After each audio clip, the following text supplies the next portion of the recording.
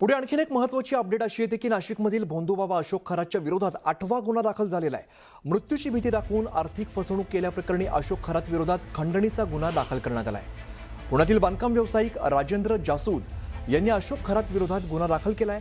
वावी police ठाण्यामध्ये अशोक खरात यानेच राजेंद्र जासूद आणि दिनेश परब यांच्या विरोधात खंडणीचा गुन्हा दाखल केलेला होता।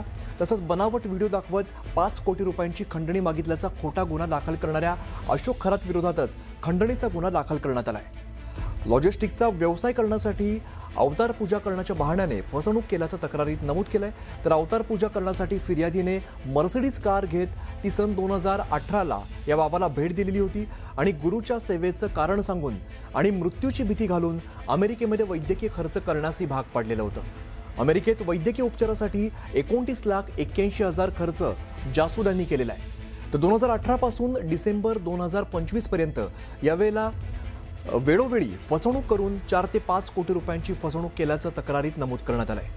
अवतार पूजेतून ईशान्येश्वर महाराज महादेव नागाच्या स्वरूपामध्ये दर्शन देतील अशी माहिती देखील भोंदू खरातने दिलेली होती आणि त्यानंतर खोटा नाग दाखवून खरातने ही फसवणूक केली।